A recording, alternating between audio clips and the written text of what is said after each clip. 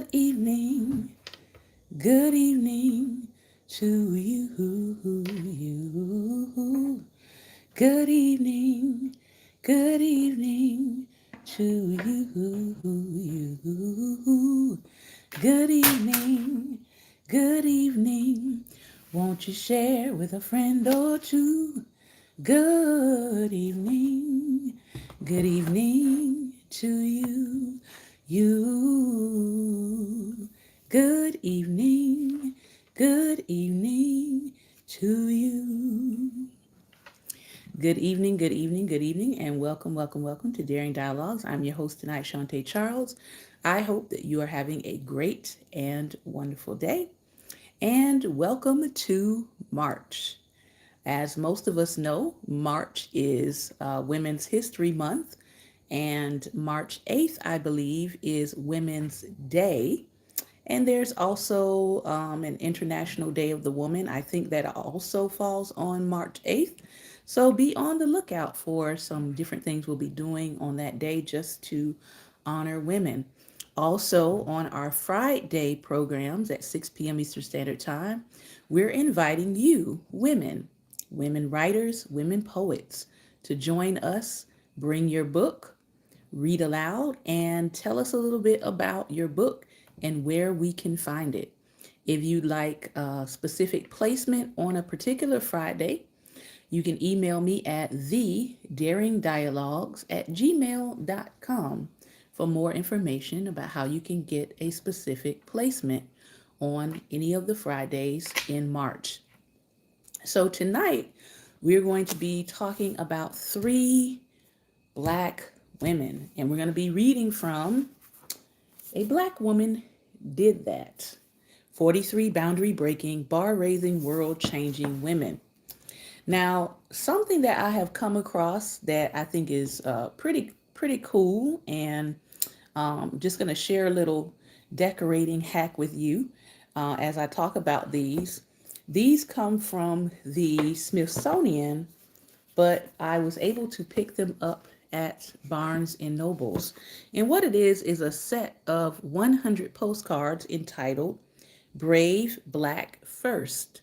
Now, there's also a companion book that goes along with these, but at the time, I only saw the postcards. And I'm a person that likes to send postcards, send little notes, send thank yous to people. And so this actually is 50 different cards of different women who are celebrating 50 African American women who changed the world.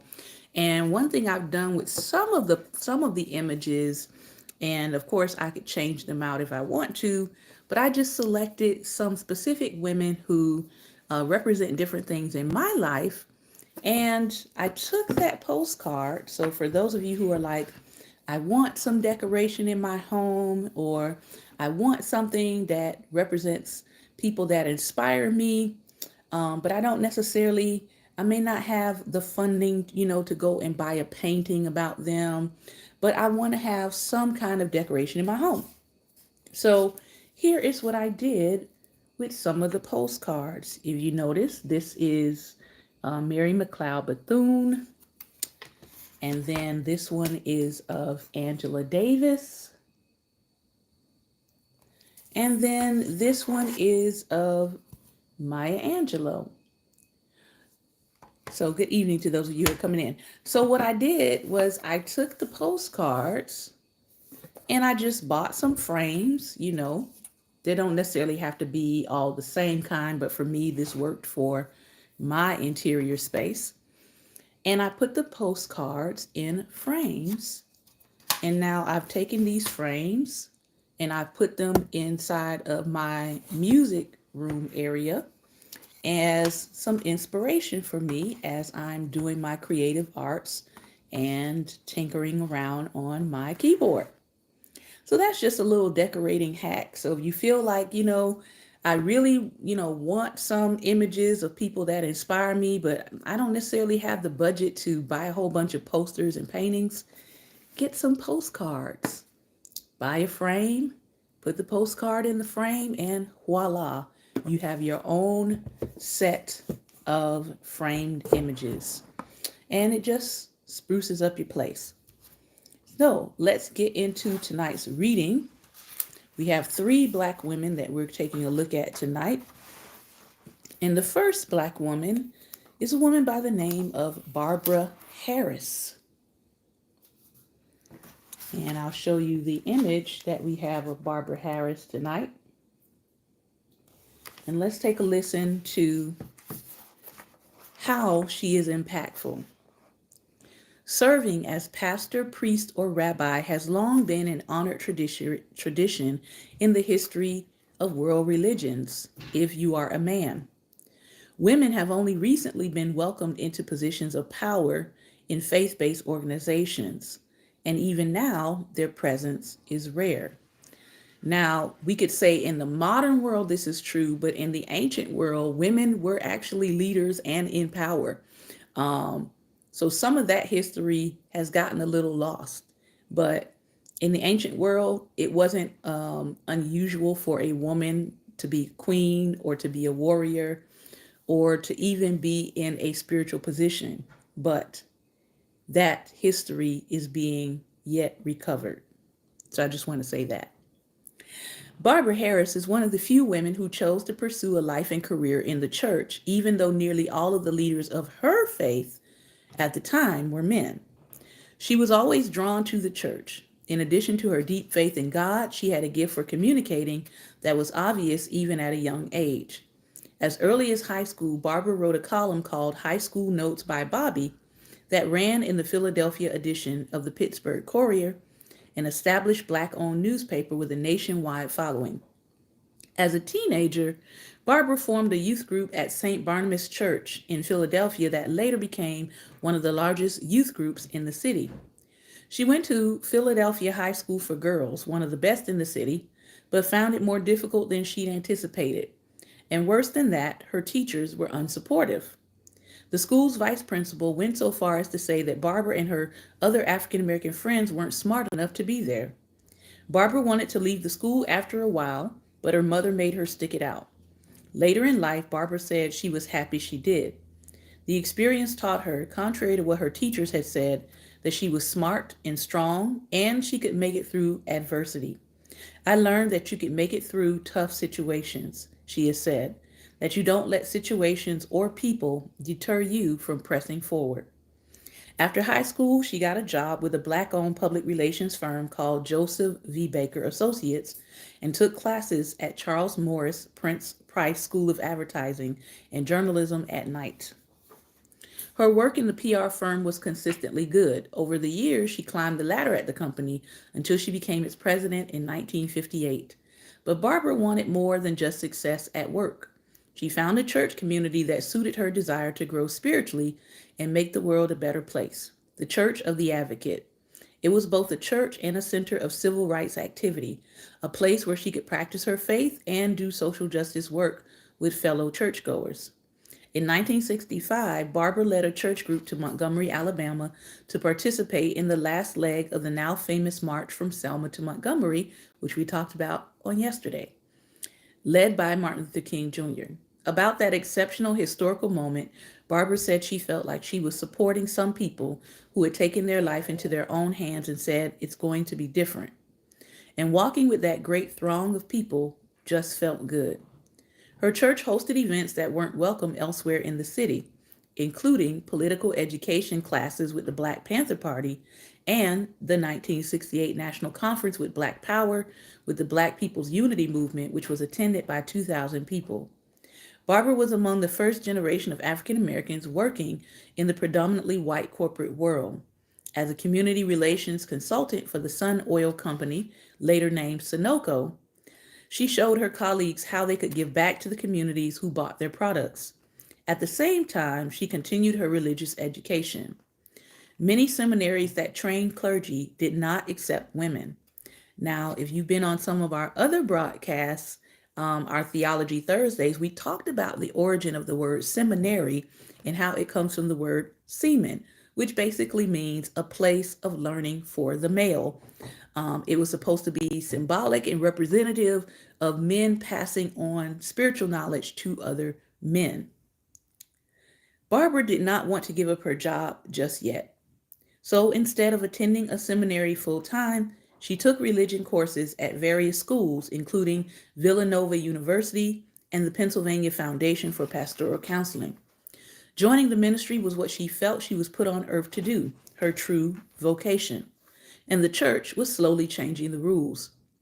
Finally, in 1976, the Episcopal Church recognized that women could be priests. In 1976. But many church leaders and followers resisted. They were just not ready to accept women in positions of power, possibly because they had not quite read the rest of their Bible to see how many women had already been in power. Some churches only allowed female priests to work as assistants or assigned them to smaller churches.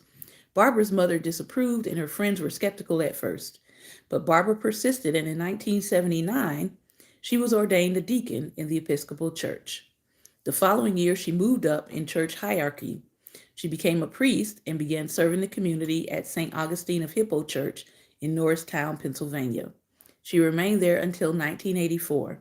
She combined her background in journalism with her church work and became the executive director of the Episcopal Church Publishing Company, publisher of The Witness, a magazine that champions social justice causes. Barbara brought her voice to the magazine. She said, "In my column, I wrote mostly about the struggle for civil liberties for Blacks and other minorities." She also became chaplain to the Philadelphia County Prison.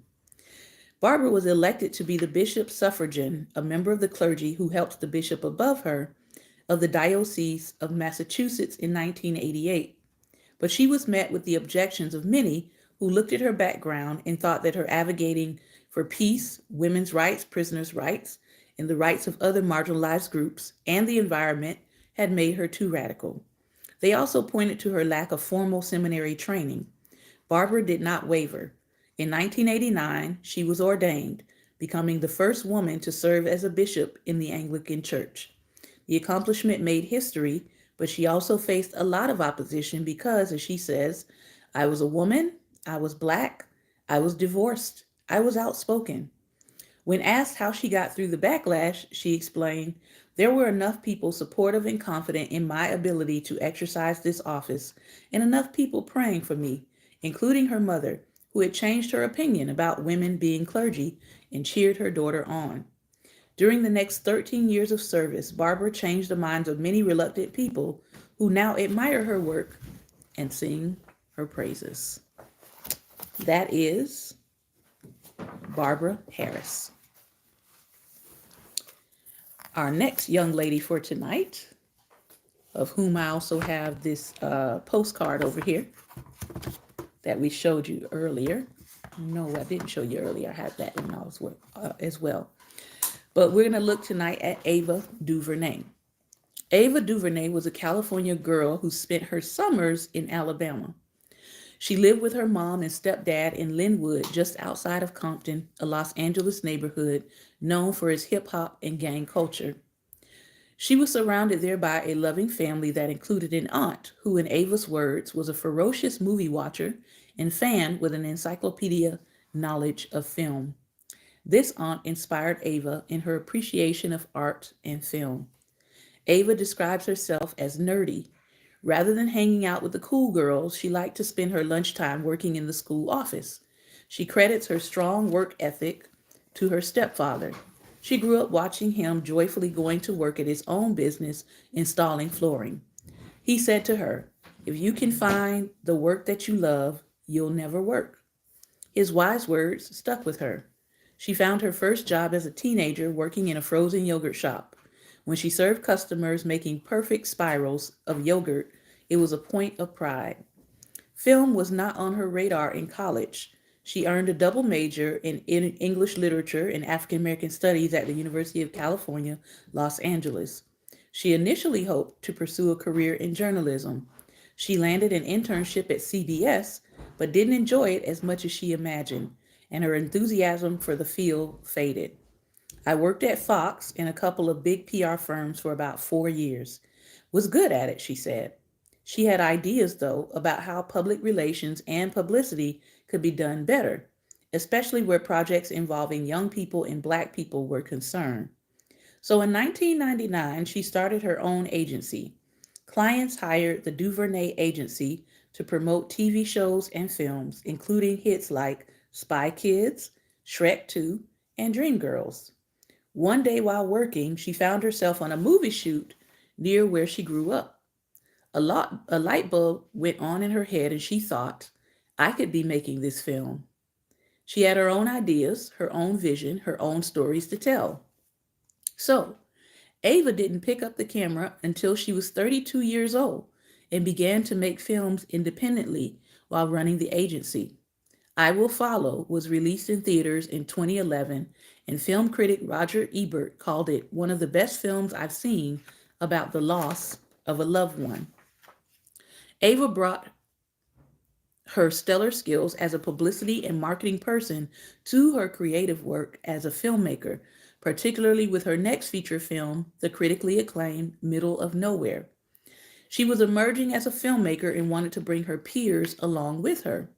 So she founded Array, previously the African American Film Festival Releasing Movement, a collaborative of what she calls like minded Black arts organizations around the country that come together to distribute Black films to movie theaters. The film that put her on the map was Selma, released in 2014. In it, David Oyelowo, who also starred in The Middle of Nowhere, portrayed Martin Luther King during a civil rights campaign to help register voters in Alabama. It received the Golden Globe and Academy Award nominations for Best Picture. It was the first time a film directed by an African American woman was up for these awards. Ava herself won a Best Woman Director award given by the Alliance of Women Film Journalists and was named Best Director by the African American Film Critics Association.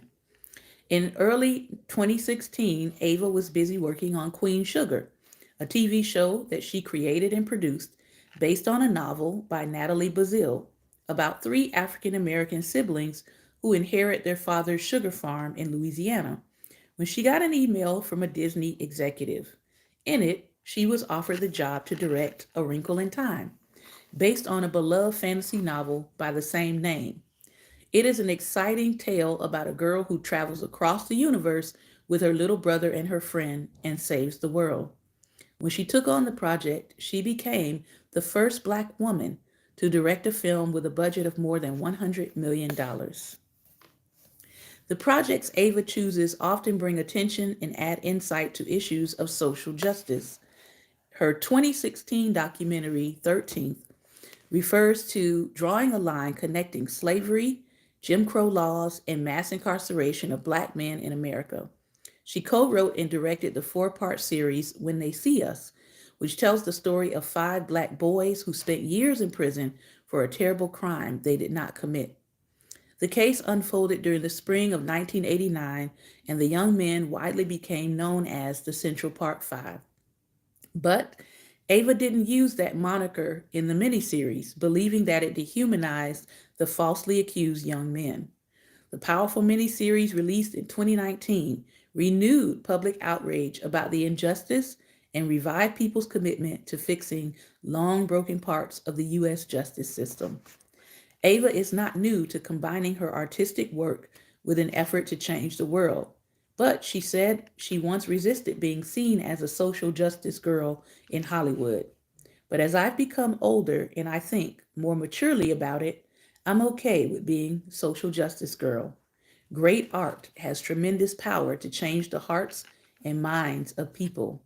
As Ava has said, I want more girls to be able to see themselves behind the camera, creating images we all enjoy, and I want to call attention to the fact that women directors are here all over the world.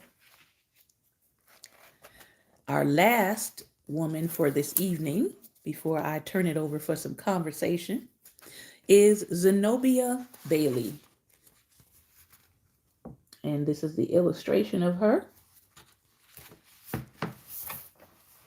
Before she was famous for being nationally recognized as a fiber artist and cultural activist, Zenobia Bailey, she was Sherilyn, a child growing up in the predominantly white city of Seattle, Washington. She described her coming of age as very challenging for a creative Black girl. She looked different from most of the people around her, and she was treated differently too. It left her feeling disregarded and lonely. School was particularly tough. No matter how much work I did, even extra credit work, I was always getting D's. I was held back in the third grade. In contrast, she was happy at home. Her mom brightened their house with tablecloths, curtains, and other housewares. She used old textiles and other materials she found that cost little or no money long before the idea of upcycling was trendy. Zenobia described her mother's style as funky, chic urban household aesthetics that brings that beauty to a home. The friendly African American community where she lived gave her a sense of security, and the outdoor landscape of her hometown inspired her. She often says that she was first introduced to literature and art by nature. Poetry was in the air. I first knew I was an artist when I was about 9 years old. One day I drew this bike. We had a parent teacher's day, and my mother came to the school. My teacher took her to the side and showed her this bike that I drew, and my mother got me a bike after that. So I thought there was some magic to this thing. Zenobia didn't blossom as a student until college. At the University of Washington, she discovered ethnomusicology, the study of music and its relationship to culture. And she said, the whole world opened up to me. She then went across the country to pursue her education in New York City with a little help from home. The Seattle chapter of the Links, an African American women's social club and service organization, provided financial support to help her get to Pratt Institute in Brooklyn.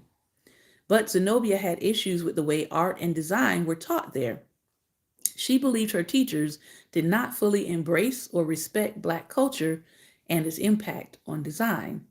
Nonetheless, she earned a fine arts degree from Pratt in 1977. Zenobia was fascinated by how everyday objects are made both to be useful and to look beautiful. At school, while she was studying industrial design, she found that it was hard designing for the mainstream, which was what her professors wanted her to do. She felt that her originality was being stifled. Everybody has their own signature aesthetic, and mine is funk, she explains. The concept comes from the African American household, the way colors were used, the way that patterns were used together, the way that textures were used together. Zenobia has said that her aesthetic is rooted in the way her mother, and probably her grandmother too, and the women in her community embraced and used colors and patterns. She had great ideas, but she did not have the money to buy the expensive tools necessary to professionally carry out her plans. So she took another route. She learned to crochet from a fellow artist and found that she could apply her creativity to making beautiful and useful things that way. Plus, the tools she needed, a crochet needle and yarn, were affordable. Needlecraft allowed her to grow as an artist and designer and produce objects that people could use, like hats. She put a unique spin on the designs, and her hats were a big hit. Now called Zenobia Bailey, she made a name for herself in more than one way. She went from making hats to clothing, all while developing her own style of mixing colors, creating patterns, and incorporating other objects such as beads and shells. Her work was featured in women's lifestyle and fashion magazines by fashion-forward editors. Then she moved beyond designing clothing and accessories to become a name in fine art circles, especially in Harlem, where she lived for many years. She works in a range of media, from crocheted mandalas, wearable art, tints, and soft sculpture, to photography and furniture design. At the root of her art is the use of color that's like a language of her own. Much of her art has been acquired by individual collectors, galleries, and museums. But Zenobia has also been commissioned to create public art to be enjoyed by everyday people in everyday life. In New York City, she was chosen to design a mural in the Hudson Yards subway station. She titled the three-part, 2,788 square foot mosaic mural, Functional Vibrations. To make it, she crocheted pieces which were then photographed. Then she worked with local craftspeople who used enlarged digital images of her work to create the tiles for the installation. The craftspeople matched her yarn colors and recreated the texture of woven materials in the glass tiles, which now cover parts of the ceiling and a large dome in the station. Zenobia incorporated music into the piece as well. The dome piece is just circles and mandalas and squares, and they are embroidered together. Some of them have 45s on them, she said. Two pieces are from the Atlantic record label.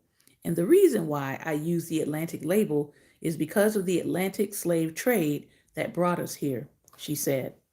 The artwork is also the cosmos, the coming of life and ending of life, and everything in between. As subway riders pass through the station, they can look up and around and be taken for a moment into her colorful cosmos. Functional Vibrations is not only a large scale public work, she continues to exhibit in museums around the U.S. and in public spaces. She is currently working on the ceiling of the Grand Reading Room at the Martin Luther King Jr. Memorial Library in Washington, D.C. Two statements by Zenobia. I make art to stay sane. It's a way of identifying or becoming visible and communicating without having to verbally communicate who I am and what I'm about. I believe in searching for breakthroughs when problems appear. There's a great deal of disappointment that comes with being an artist, but the victories and success snap all of the trials and tribulations together. And that is Zenobia Bailey. Now, if you would like to join us and discuss any of the people that we've talked about tonight, we've talked about Zenobia Bailey, we've talked about Ava DuVernay, and also we have talked about Barbara Harris, which became the first women bishop in the Episcopal Church. If you have anything you'd like to include about them tonight or share your insights, please tap on the camera. If you are listening by Anchor, I want to thank you for your time and attention tonight. We will not be on tomorrow, but we will return on Thursday night. Have a great and wonderful day. Take care, and until next time, be light. All right, I think I see there we go. All right, as Pastor Ben is coming in, I'm going to see if I can grab some images from Zenobia Bailey's work so you can see them. Good evening, Pastor Ben. Can you hear me? Good evening. Good evening. Can you hear me? I can. I want to go ahead and show you all some examples of Zenobia Bailey's amazing, incredible work.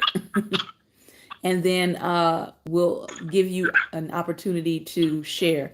So this is a piece of her work. Again, keep in mind this is beadwork and crochet. Pretty powerful. Let's see. Here's another one. Beadwork and crochet. So yeah, I would want one of those in my living room. I'm just saying, Go ahead. Okay, they were all great, but I want to make sure we get Barbara in there. Mm-hmm. So I want to start with Barbara Harris. Okay. Because I had heard this was just awesome. And also, let's go back to the leadership thing, because we have discussed that on here. Mm-hmm. Women in leadership. Mm-hmm. See, and there was this word that we spoke about called Ezer. Mm-hmm. E-Z-E-R. Yes. And these were women that they were basically warriors. While they may have been queen, they may have had husbands, they actually fought by their husband's side. I was a part of a ministry. They did a singles ministry meeting. Mm-hmm. And, they had everybody to go around. People saying they want a husband, they want a wife. I said, I don't want a wife. I want an Ezer. So they were like, everybody was like, okay, we got to wait. We can't wait to hear what this is. So I broke it all down to them. But as you say, it's ancient. Yeah. I run into so many men that's against women leadership, and they always jump. Now, see, they know what most people come with. Most people go with devil to start Mm-hmm. off with, right? Mm-hmm. When they respond to something like that, and don't come with devil because I say, but this is the point. This is the point. Deborah was a prophet, and Deborah was a judge. Mm-hmm. And her being a judge, Mm-hmm. that placed her over the armies of Israel, who were all men. Mm-hmm. I said, and these men would not go to war without her. They didn't want to go to war without her. Mm-hmm. I said, but you're telling me that when Christ came, he only came to free up men, to give men more freedom and not women. I said, that's exactly what you're telling me. Well, I Because mean, if Deborah could be a leader back then, why can't women lead now? And then I go to Christ with Mary.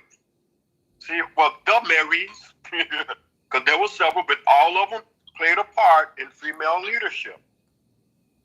I mean, there were Every there one of were them. there were women that were following with Christ and the disciples and financially supporting the ministry. So you're Yes, basically saying, we'll take your money, but we'll give you no place. exactly. Uh-huh.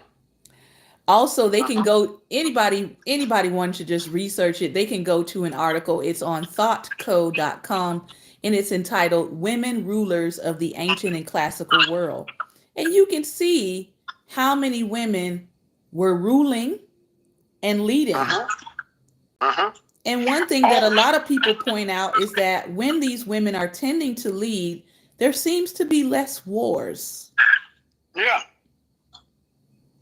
Maybe a yeah, coincidental thing, I'm not sure, but yeah, maybe they're more concerned with nation building and raising children and yeah. That, building stronger all that stuff, societies. Maybe, all that I stuff. don't know, maybe. Uh-huh. Uh-huh. Rather than having ego contests of who's stronger Yeah. and who's bigger and who's greater and all of that. could Uh-huh. be could be some differences in how they lead, maybe, I don't know, just putting that out there. Yeah. I would say all of the above. That would fall in that. As a matter of fact, even now, even in recent times, the countries that have had women leaders, what wars did they get involved in? Hmm. I mean, seriously. I mean, if they got involved in it, it's because somebody else was involved and they may have helped out in some way. But as far as actually starting that war, Mm-hmm. dropping a first bomb or something like that, or responding to a first bomb drop, didn't happen.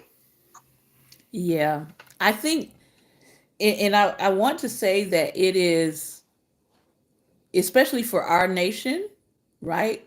A lot of our principles are centered around how Greek and how Rome led their government. Uh-huh. And if you just look at that culture, culturally, it was basically like women were not really honored and revered. I Uh-huh. mean, in one of those cultures, literally, they were like, women is like your responsibility, but being with a man is for pleasure. So, yeah, I mean, we have to look at kind of what is the cornerstone or what are the foundations upon which our own nation is built, Uh-huh. and how those civilizations saw women, and how that affects our nation, because our nation is taking our principles from those ancient nations. And And then see, if we look at the Constitution, the only people that were written into that initially were white male, white keyword land owning males, not even all white males. So uh-huh. a lot of that has to do with our how our society views women. and views women in leadership.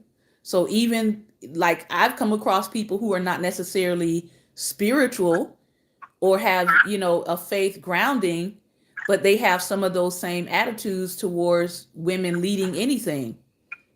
And it's not because they're spiritually grounded. It's simply our society tends to lend more to think that men are more capable, or in some cases people think men are just are smarter or more responsible or less emotional. And I'm like, Well, I don't know about the less emotional Pastor, piece.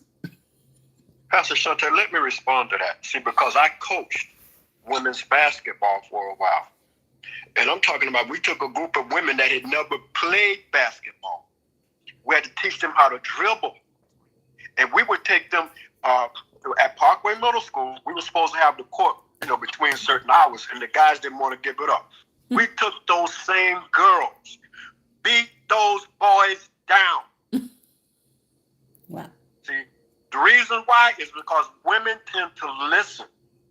They tend to be more adept at following instructions and play and working together. Where most men, it's like I got a chauffeur.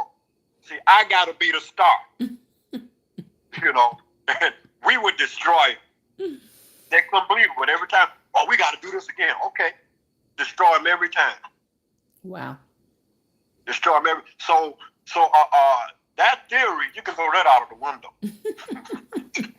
Well, and I would say in the last, the person we've experienced, number 45 for leadership, clearly an emotionally guided person.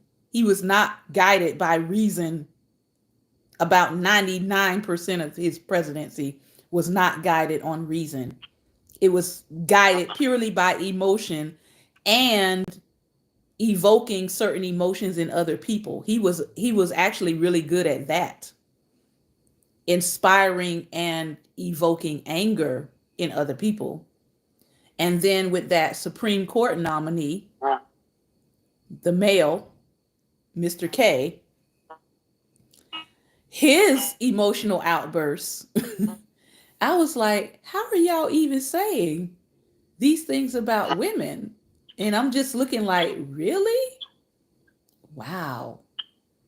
This is a person that you're going to put on the bench to decide people's cases for like the next 40 something, maybe 50 years. This is what you're putting on the bench. Because that's what they want. An emotionally unstable person, because that's what I saw in his hearing. He was a little on the emotionally unstable side. And I'm like, and you're putting him at the head of the courts? And you said something earlier about basically the system we're following. Which you taught me not to use the word stupid. But use the words intellectually challenged. Okay? So that's kind of intellectually challenged when you know the history of how they failed. You're going to follow their pattern. Yeah. And you're actually going to follow their pattern basically to death. Yeah. Make it make sense. Yeah, I mean, but even when you go a little bit further and dig into Rome and Greece, and you realize both of those cultures hijacked some of their, I would say, art and language and things of that nature, and even architecture from the people of color that were around them at the time. The Minoans, you can look them up, and the Mycenaeans, you can look them up, and you realize, and of course, let's not forget how they stole the whole monolithic and monumental building style of Egypt. They hijacked that too. And they also hijacked the arches from the Arabs. They just incorporated all that into their culture and said, this is ours. So when you see that, and when you know that, and when you I gotta understand laugh that, because when you said, I gotta laugh because when you said hijack the arches, you know what came to my mind? McDonald's. oh, yeah, my McDonald's hijacked the artist too. No, I'm just kidding. Um, but no, when you realize and you start studying these cultures and you realize how much that they've hijacked from other people and just Uh-huh. appropriated as their own, and then you see Uh-huh. America taking on their culture, which means you're also taking on the spirit of that thing Uh-huh. of playing friendly to other cultures, which is what the Greeks and the Romans did. They played friendly. They infiltrated other people's cultures. They learned their languages. They learned their building techniques. And then when they had gotten enough from them, then they destroyed and conquered those peoples. And so if that is your like icons that you look to, and we see it all over the United States. I mean, if you go to DC, you're going to see what they call neoclassical style, which comes from Greek and Rome. Uh-huh. So if that is the spirit that you are embarking upon to build this nation, then we shouldn't be surprised when we see some of the same behaviors coming forward. Uh-huh. And again, we shouldn't be surprised when we see some of the attitudes towards women either. Yeah. But in this space, Never cover it. I said, but in this space, we celebrate women and we celebrate Uh-huh. the women's contributions. We Uh-huh. believe in women leadership, Uh-huh. and yeah, that's what it is. So Uh-huh. we're going to be talking all Now, month long about women and now women leadership. I'm going to go back to the Old Testament. Okay, well, that's what Deborah was at, but there's somebody else that was there, but Scripture doesn't mention her name, and when you once you study, you find out her name. The Ethiopian queen that had a baby from Solomon. Mm-hmm. She was a leader. Mm-hmm. She was a leader of the Ethiopian Empire at that time. Mm-hmm. And she was so enthralled by Solomon's wisdom, she went to visit him, and him being the player that he was, the enticer that he was, yeah, Mm-hmm. he enticed her, and you know, they did the horizontal bop. She got pregnant, and they actually adopted Solomon's religion. This is how that Ethiopian eunuch that Philip came across. This is how he had the scriptures. And her name is actually Queen Makeda. Makeda, yeah. And we actually did a study on her, and her Mm-hmm. and her genetic line is actually still going. Like, we found Yes. the Uh-huh. latest Queen Makeda who is still carrying um that line. Uh-huh. So people tend to think about it as ancient history, but it's really not. Um Right. it's continuing history. It is Uh-huh. continuing and present history. Final thoughts, Pastor Ben? Well, women. I'm gonna tell you what I've been saying for decades. Okay. Women are God's greatest creation. And he placed something in women that he didn't give men. And it like works. You know, it works. There's more strength. You may say they're weaker, but to bear some of the things that they bear, that takes more strength. Uh-oh, you're breaking up just a little bit.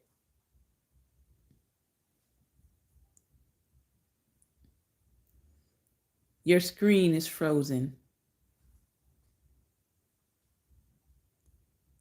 Uh-oh, he's breaking up a little bit. That now, am I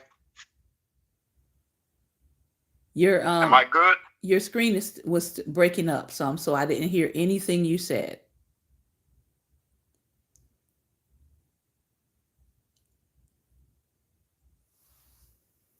Okay. I think I can hear you now. Men like women. This is the reason why they say Hillary wasn't elected, because she was a woman, and we're going to war real fast because women can't deal with their emotions. Most women deal with their emotions through tears. You know, it's tears. They cry. Men press buttons and start wars. Now you know. Give me the tears every day. See, yeah, give me those words of anger every day. Tears are cleansing, though. Yeah, right.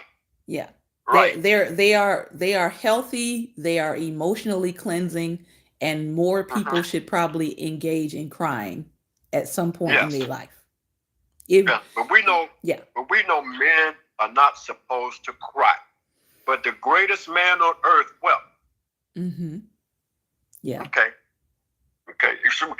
Make that make sense. Yes, some of these things do not make sense, Pastor Ben. Wow. Yeah, I know. So that goes back to men speaking nonsense. Bottom line. Well, unfortunately, sometimes it's also women too, and we call that internalized. We call it internalized misogyny. That's when you start to say things about yourself that are not true, but are based on falsehoods that men have perpetuated over the centuries, and you take on that idea and belief as your own. We don't do that over here either. No, we don't. So, Pastor Ben, I want to thank you for your time and attention. Again, we are reading from this month, A Black Woman Did That. We do have some other books that we'll be reading from. This is one here. It's called Bold Words from Black Women. And we do have some other books. We will be talking about other women besides Black women, but Black women is our primary focus over here. Just want to make that clear. So we know that there are women from all walks of life and all kinds of ethnicities, right, that are doing wonderful things in the world and breaking boundaries. We will be sharing those stories on here.